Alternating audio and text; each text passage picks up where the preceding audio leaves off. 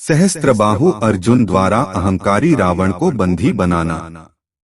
सहस्त्रबाहु अर्जुन एक पराक्रमी और शूरवीर योद्धा थे। भगवान द्वारा उन्हें हर प्रकार की सिद्धियां प्राप्त थी और वायु की गति से पूरे संसार में कोई भी रूप धारण कर जब चाहे विचरण कर सकते थे। पुराणों के अनुसार सहस्त्रबाहु ने महाराज हे की 10वीं पीढ़ी मात पद्मिनी और महाराज कृतवीर्य के परिवार में हुआ था। चंद्रवंश कृतवीर्य के पुत्र होने के कारण इन्हें कृतवीर्य अर्जुन के नाम से भी जाना जाता था।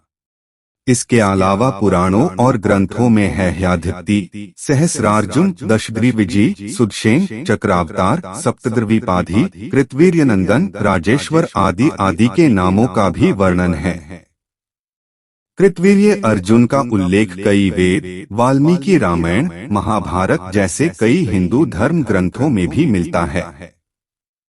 भगवान विष्णु पुराण के अनुसार कृतवीर्य अर्जुन की उत्पत्ति श्री हरि विष्णु और माता लक्ष्मी द्वारा हुई है।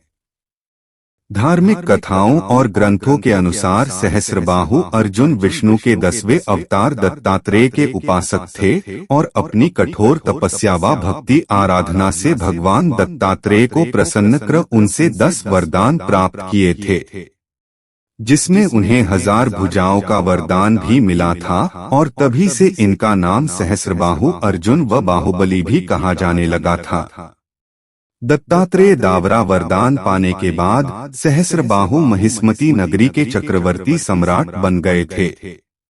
वर्तमान में यह नगरी मध्य प्रदेश में महसेवर नाम के नाम से जाना जाता है। रावण जब पहुंचा सहस्त्रबाहु अर्जुन को हराने। हिंदू शास्त्रों के अनुसार एक बार रावण सहस्त्रबाहु को हारने की इच्छा से उसके नगर महिष्मती पहुंच गया, जो नर्मदा नदी के तट पर बसा हुआ था। रावण नर्मदा नदी के तट पर पहुंच अपनी शक्तियों को बढ़ने के लिए भगवान शिव की आराधना करने लगा।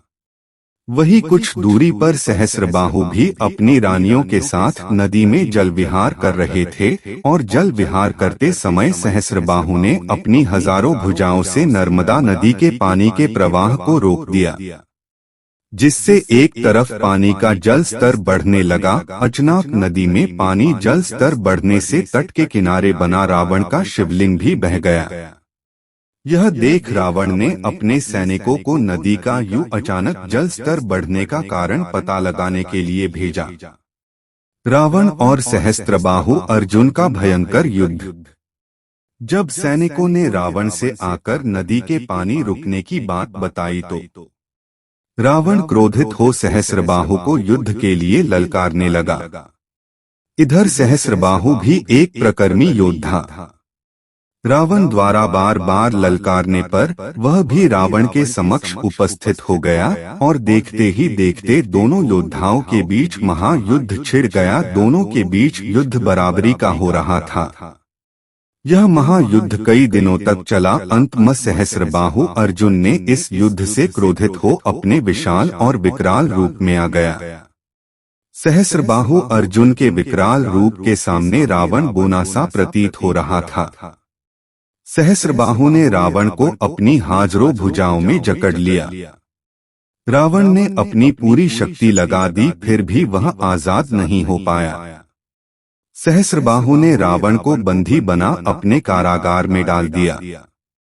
लेकिन बाद में रावण के दादा महर्षि पुलत्स्य ने शास्त्र बहु से रावण को छोड़ने का आग्रह किया और सहस्त्रबाहु ने रावण को आजाद कर दिया। अंत में रावण ने सहस्त्रबाहु से मित्रता कर लंका लौट गया। मित्रों, कहानी अच्छी लगी हो तो लाइक शेयर सब्सक्राइब अवश्य करें। धन्यवाद।